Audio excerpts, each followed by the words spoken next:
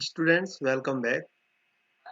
Now, today we will study chapter 10 Reaching the Age of Adolescence की part third video में आज हम hormones other than sex hormones role of hormones in completing the history of insects and frogs and reproductive health of adolescence इसके विषय में आज हम part third video में स्टडी करेंगे। अब दूसरे हार्मोन्स भी होते हैं, hormones other than sex hormones के अलावा और दूसरे hormones. The hormones secreted by the pituitary stimulate testis और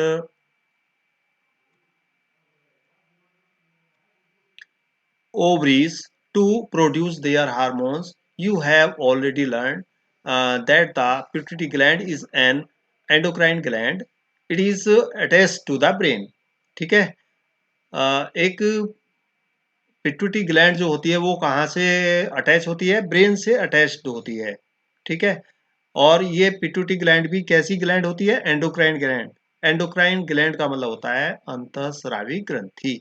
तो apart from the pituitary, the testis and the ovaries, there are other endocrine glands in the body such as thyroid,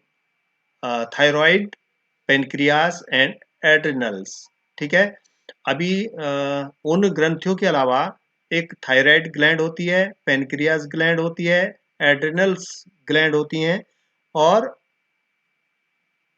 यहाँ पर हम इसमें डायग्राम में देख सकते हैं कि जो ये पिट्यूटरी ग्लैंड है इसका कनेक्शन कहाँ से है? ये ब्रेन से अटैच होती है। और ये थायराइड ग्लैंड यहाँ पर ये गले से है। इसी प्रकार से एड्रिनल ग्लैंड है, पेनक्रियास है, और position of the ovary in female and testis in male. ठीक है। तो इस प्रकार से ये सभी ग्लैंड्स हैं जिनका हम कहते हैं इनको एंडोक्राइन ग्लैंड्स। एंडोक्राइन ग्लैंड्स हम कई बार बता चुके हैं। एंडोक्राइन ग्लैंड्स का मतलब होता है डक्टलेस ग्लैंड। तो बूझो एंड पहेली had once visited their aunt who was a doctor and remembered that a boy named Kaka had a very big and bulging throat. ठीक है। Their aunt had told them that Kaka was suffering from goiter, a disease of the thyroid gland. Kaka is Kaka's thyroid gland was not producing the hormone thyroxine. ठीक है। आपने कभी देखा होगा कि इसमें काका का नाम दिया गया है। किसी व्यक्ति को, ऐसे व्यक्ति को देखा गया होगा कि जिसका गला बहुत उभरा हुआ होता है, फूल गया होता है, तो वो थायराइड ग्लैंड के कारण से होता है। ठीक है। उसमें उसका कारण क्या होता है? उसमें थायरोक्सिन हार्मोन उत्पन्न नहीं होता है पर्याप्त मात्रा में, तो उसको हम ग्वाइटर बोलते हैं। ग्वाइटर मैंने घेंगा। ठीक है। यदि थायरोक्सिन ग्लैंड थायराइड में प्रोड्यूस नहीं होता है तो इसके कारण से ग्वाइटर नाम की ये बीमारी हो जाती है जिसे हम घेंगा बोलते हैं। तो dear aunt also told them that their uncle was suffering from diabetes। मतलब उनकी जो चाची है, आंटी है, उन्होंने ये भी बताया कि उनके जो चाचा हैं वाज सफरिंग फ्रॉम, वो डायबिटीज से मतलब मधुमेह, जिसको हम शुगर की बीमारी बोलते हैं, उससे पीड़ित हैं। क्यों? क्योंकि his pancreas was not producing the hormone insulin in sufficient quantities. क्योंकि उनके पेनक्रियाज से इंसुलिन हार्मोन पर्याप्त मात्रा में, उचित मात्रा में उत्पन्न नहीं हो रहा है। ठीक है। इसका मतलब क्या हुआ कि जब पेनक्रियाज से इंसुलिन पर्याप्त मात्रा में उत्पन्न नहीं होता है तो मधुमेह की बीमारी अर्थात डायबिटीज की बीमारी हो जाती है। तो Boojho and Paheli then asked their aunt about the adrenal glands. तब उन्होंने एड्रिनल ग्लैंड्स के विषय में पूछा, बोजो और पोहेली ने। ठीक है, तो which are also shown in the chart hung on the wall of her clinic, क्योंकि वो क्लिनिक पर हैं अपने आंट अंकल के, तो वहां पर जो है उन्होंने वॉल पर जो एक चार्ट देखा था उस पर, तो उसमें जो है ग्लैंड्स के डायग्राम बने हुए थे, तो उनके विषय में पूछा। The aunt told them that adrenal glands secrete hormones which maintain the correct salt balance in the blood। जो एड्रेनल ग्लैंड्स होती हैं उनसे हार्मोन्स स्रावित होता है जिसके द्वारा ब्लड में लवण की जो संतुलन, लवण का जो संतुलन है वो मेंटेन रहता है। ठीक है, तो adrenal also produce the hormone adrenaline. जो एड्रेनल ग्लैंड होती है उससे एड्रेनेलिन हार्मोन उत्पन्न होता है। It helps the body to adjust to stress when one is very angry, impressed और वरीड। तो ये जो हार्मोन्स है इसका क्या काम होता है, ये बॉडी को स्ट्रेस करने का काम करता है। ठीक है, जब कोई क्रोधित होता है, चिंतित होता है, तो उस समय ये जो हार्मोन्स होते हैं एड्रेनलिन, ये उसको स्ट्रेस करने का काम करते हैं, तनाव कम करने का काम करते हैं। तो thyroid and adrenal secrete their hormones when they receive orders from the pituitary through its hormones. ठीक है, जब ये जो थायराइड या एड्रिनल ग्लैंड हैं, ये हार्मोन्स कब स्रावित करती हैं, जब इनको जो पिट्यूटरी ग्लैंड से हार्मोन्स स्रावित होते हैं उनसे ऑर्डर मिलता है। ठीक है, जब इनसे ऑर्डर मिलता है तभी ये हार्मोन सिक्रेट करती हैं। तो pituitary also secretes growth hormone. Pituitary gland जो होती है, पीयूष ग्रंथि इसको हम हिंदी में बोलते हैं, इससे भी हार्मोन स्रावित होता है जिसको ग्रोथ हार्मोन कहते हैं। ठीक है, which is necessary for the normal growth of a person, जो एक व्यक्ति की नॉर्मल ग्रोथ के लिए जरूरी होता है। ठीक है, तो इस प्रकार से this change from larva to adult is called.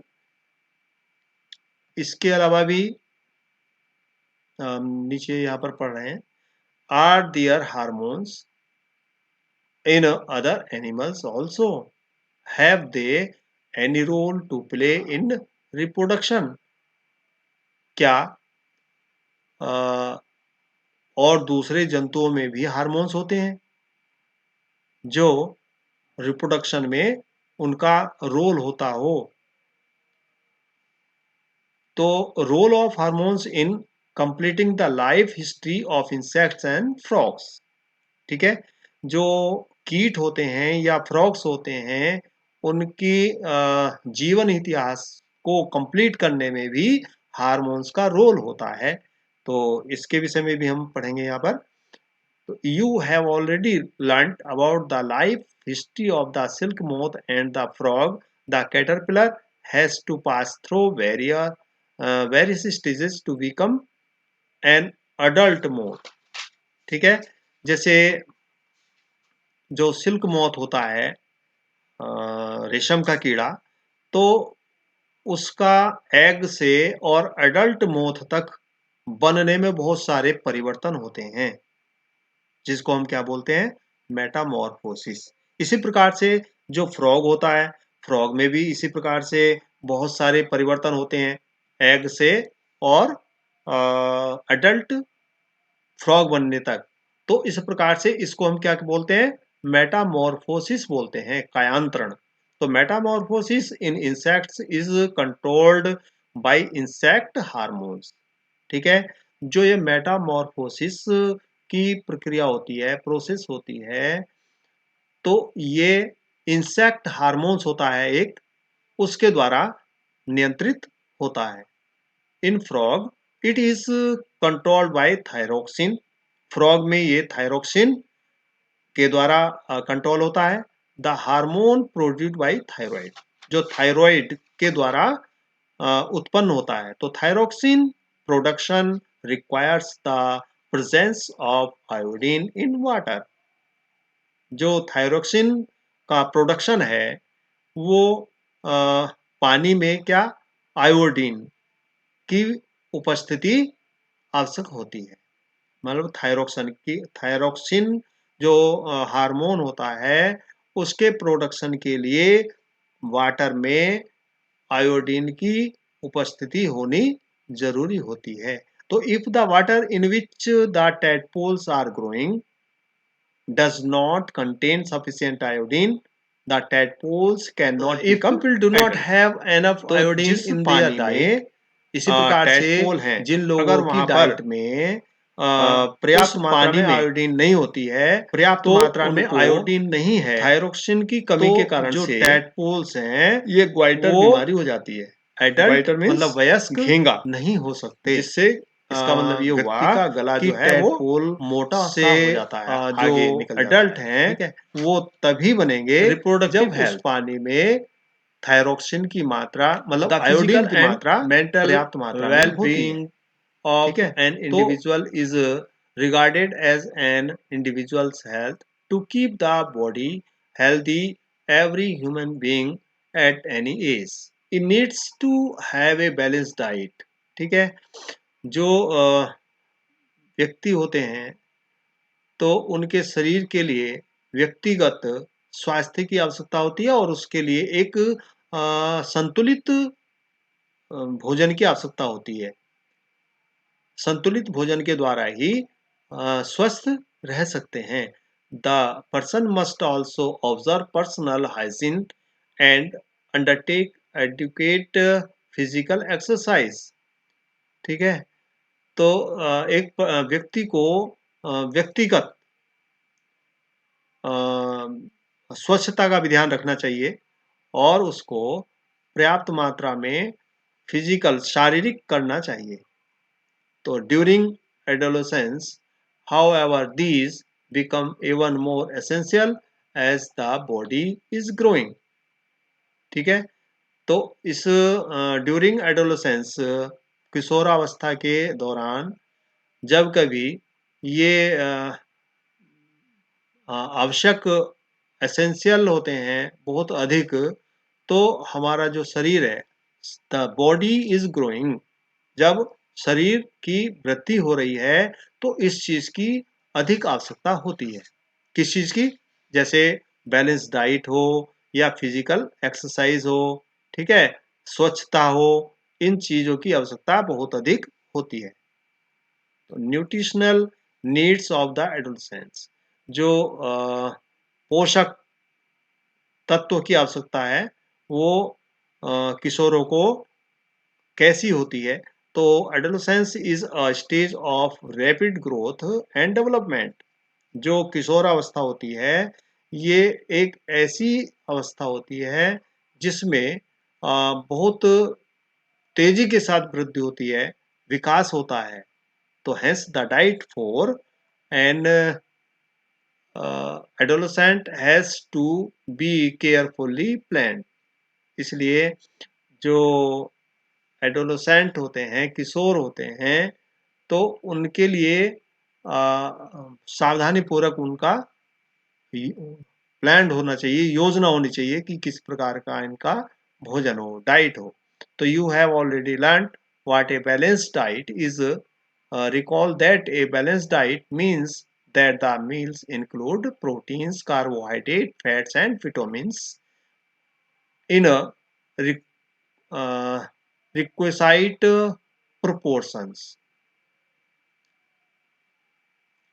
मतलब बैलेंस डाइट किसको बोलते हैं ये बताया गया है, जिस डाइट में, जिस भोजन में प्रोटीन, कार्बोहाइड्रेट, फैट, विटामिन्स जो है पर्याप्त अनुपात में होते हैं, मात्रा में होते हैं, उसको बैलेंस डाइट कहते हैं। Our Indian meal of roti, rice, dal, pulses and vegetables is a balanced meal. ठीक है, तो milk is a balanced food in itself. जो मिल्क होता है वो अपने आप में एक बैलेंस्ड फूड होता है। तो fruits also provide nourishment for infants. Mother's milk provide all the nourishment that they need. एक बच्चे के लिए उसकी जो मदर है उसका दूध ही वो पोषक होता है। ठीक है। Iron bulls blood and iron rich food such as leafy vegetables, jaggery, meat, citrus, Indian juice, gooseberry are good for adolescents। जो किशोर होते हैं उनके लिए आयरन आयरन रिच फूड जैसे पत्तेदार सब्जियां, गुड़, मीट और जो खट्टी फल होते हैं जैसे गूसबेरी मीन्स आंवला, ये जो है अच्छे होते हैं। तो check items for lunch and dinner in your meal. Is the meal balanced and nutritious? तो does it include cereals which give energy and milk, meat, nuts and pulses which provide proteins for growth? ठीक है, ये सब चीज जो है growth के लिए आवश्यक होते हैं। Does it include cereals which give energy? है ना, क्रियल से क्या मिलती है? एनर्जी मिलती है। Milk, meat, nuts and pulses, इनसे क्या होता है? प्रोटीन्स मिलती है और जो ग्रोथ के लिए आवश्यक होती है। तो also does it include fats and sugar that give energy? ठीक है, जो फैट्स होती हैं, तो fats and sugar that give energy, इनसे जो है एनर्जी मिलती है। तो what about fruits and vegetables which are protective foods? जो वेजिटेबल्स होती हैं या फ्रूट्स होते हैं उनको क्या बोलते हैं? प्रोटेक्टिव फूड्स कहते हैं, सुरक्षात्मक भोजन। तो चिप्स एंड पैक्ड और टिन स्नैक्स, दो very tasty, should never replace regular meals as they do not have adequate nutritional value. जैसे चिप्स है और पैक्ड मतलब जो डिब्बे बंद स्नैक्स होते हैं, ये खाने में तो बड़े टेस्टी होते हैं, लेकिन ये रेगुलर जो नियमित हम भोजन करते हैं उसका स्थान नहीं ले सकते। तो दे डू नॉट हैव, ये जो है कैसे भोजन होते हैं? इनमें पर्याप्त मात्रा में न्यूट्रिशन वैल्यू नहीं होती है, पोषक तत्व नहीं होते हैं। ठीक है, तो इस प्रकार से यहाँ पर हम ये इसका डायग्राम देख रहे हैं, इसमें ये सारी चीजें दिखाई गई हैं।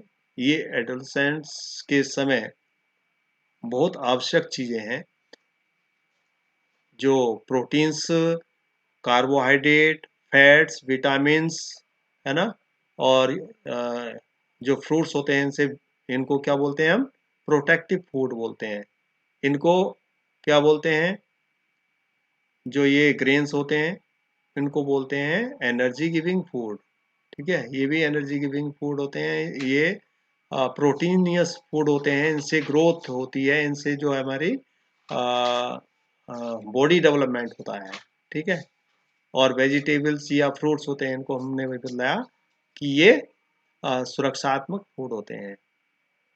भोजन के बाद में हमें ध्यान रखना है स्वच्छता का। अगर हम स्वच्छ नहीं रहते हैं तो क्या होता है?